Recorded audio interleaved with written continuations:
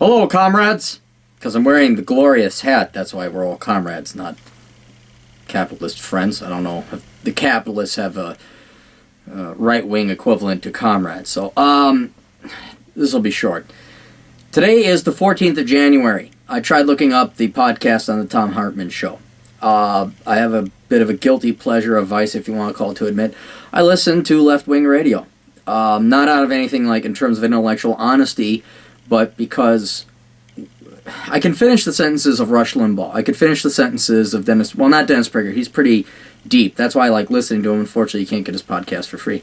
But Sean Hannity, I mean, yeah, anyone could. You're a great American, my friend. Well, we gotta go and stop Obama. There, that's my Sean Hannity. Why he has a radio show and a TV show, and I don't know why, but he's a good American.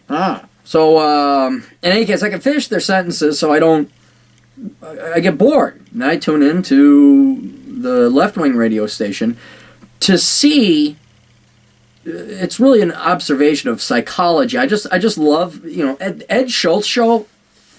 Honest to God, there's the talking point and then one level of analysis, like corporations don't pay their fair share, and then they go about as deep as, yeah, man, corporate executives make all the money and the workers get screwed. We got to think of Americans, man. And that's the Ed Schultz show. That all of the years he's been on, the thousands of hours that Ed Schultz has been on the radio, that is it in about 2 seconds. I consolidated it all for you, and we really got to think about the American worker. That's you, Ed. You're freaking brilliant, man, and so are your listeners. But in any case, it's a macabre fascination. I like tuning in and listening and observing what the left says. And I'm not saying this because I'm a partisan or I have an agenda. I don't. I'm being deadly serious when I say this. It's amazing how dumb and ignorant and uninformed the listeners are. Now, it makes sense why AM radio, left-wing, Air America has gone away. It's just painful to listen to that. It's comical. So that's why I tune in and get my joy from it. But at the same time, it's wincingly bad. Like, oh, God, really? And so, any case, getting back to my original point, I was listening to Thom Hartman. And Tom, I'll grant him this, he's more researched and well-read than most people, but only by half. Because he said something, and I want you left-wing radio show people to listen, okay? If you lie, or if you're erroneous, or you're just outright wrong, it undermines everything else that you're saying, okay? And that's probably the major thing. If I tune off from left-wing radio, it's when they say something that I know is factually wrong. And then when Thom Hartman said it, I was kind of like shocked a little bit, because Tom is he's about as intellectually honest as a liberal can get, even though I believe the two are mutually exclusive. So he said that back in 1952, government spending as a percentage of GDP was the equivalent as it is today. Now that's kind of funny, because I know that chart. I made that chart. That's something that I use to introduce beginner people into economics about federal budget and just in general government finances. Is you talk billions, trillions, you don't know what that means, so you put it as a percentage of GDP. Now, Tom's smart enough that he knows and is well-read enough to know, hey, you convert it as a percentage of GDP. But what he said, I knew was factually wrong. He said that it's today, which is roughly 31% of GDP is federal government spending, just federal, not state or local, as a percentage of the economy, is the same as it was back in 1952. Now, I should never second-guess myself, because I am that good and intellectually honest. I shouldn't, but I thought, like, well, wait, what, 1952? What was about 1952? I'm thinking, like, the Korean War, maybe that jacked up the spending, because wars, if you remember my charts, like, there's World War I, then there's World War II, and I'm thinking, like, well, maybe Korea, and I don't remember a third bump in Korea, because Korea wasn't that big of a conflict. Well, maybe it was, I don't know. So I went and I looked up the data. Here's the data.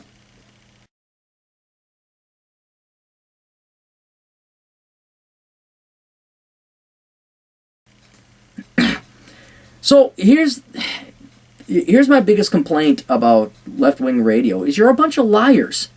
I don't even think you're cognizant of the fact you are. You really do believe it. You get some skewed data for some professor who pulled some study out of his ass and used biased and skewed data.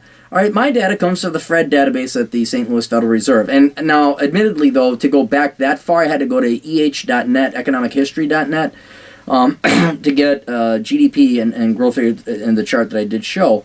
But that is pre-1947, and for those of you who don't know economics or are familiar with the profession, the U.S. government really started taking a lot more economic data starting circa 1946, 1947. So if you ever go to any of the government databases, you'll see this huge jump in the number of data series that you can find starting in 1947, 48, 49.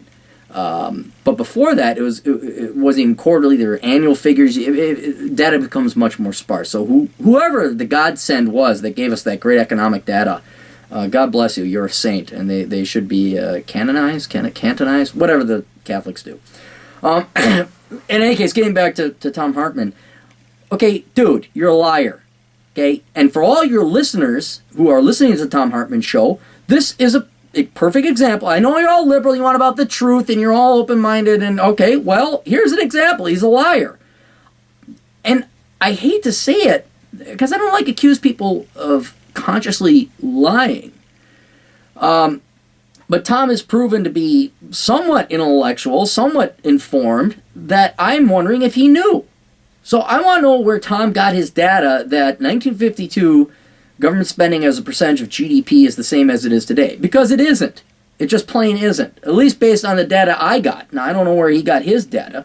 So, for all of you who you look to these people like Ed Schultz and Rachel Maddow and Thom Hartman as like these, because your listeners, I mean, I'm talking to Rachel Maddow, Ed Schultz, your listeners obviously don't have the intellectual capacity or the intellectual honesty to go on the internet and look stuff up for themselves.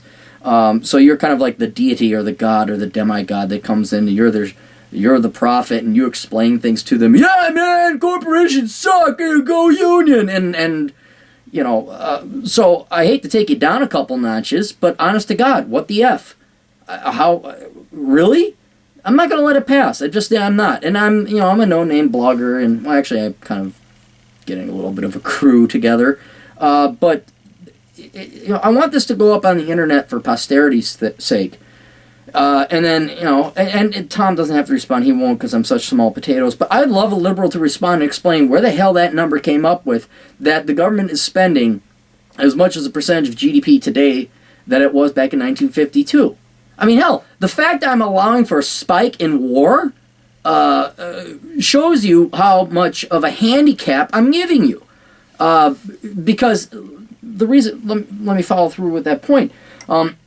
If you're going to take a peak, like in a crisis event, like a war, you see these spikes in World War I and World War II as government spending as a percentage of GDP, because we're at war, of course, government spending. And you're going to say, well, look, right at this peak, we spent as much as we are today, so there hasn't been any change. Well, yeah, we're at a freaking world war. That's what. So I was even willing to give them that handicap.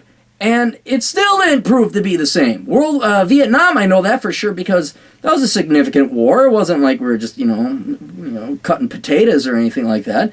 It wasn't even that big of a bump. It was a very slight rise in government spending for the Vietnam War. So I guess my larger point is, to all of you idiots out there that listen to this left-wing radio talk crap, here's a bullet in their theory. It's just one. It's just one hole that I've shot into their theory. But it should make you, if you're intellectually honest, which I know you're not, and you're not capable of that because you're too lazy and you're too much of a selfish, greedy bastard to think that you're wrong after all these years. But that hole, I wanted to annoy you like a mosquito on a hot July night at 2 a.m. You can hear it, but you can't see it. But it's there. It is there. And you can't deny it. So Thom Hartman, who I would say out of all of them, probably the most well-researched, intellectually honest liberal you can find, he's wrong. He lied to you. Knowingly or not, I don't care. He's a freaking liar in that regard. What else is wrong with Thom Hartman? What else has he lied to you about? What other data and information has he given you that has been compromised? It is just not factual. So I know you liberals all like being honest and what's the truth. I know because you're so intelligent. It's not even intelligent. You're moral. You're all about honesty and truth. So somebody retort, and I'll be honest. Maybe I got the wrong data. Maybe the St. Louis Federal Reserve Fred database has the wrong freaking data. Okay, but honest to God, somebody answer this for me. So, toodles.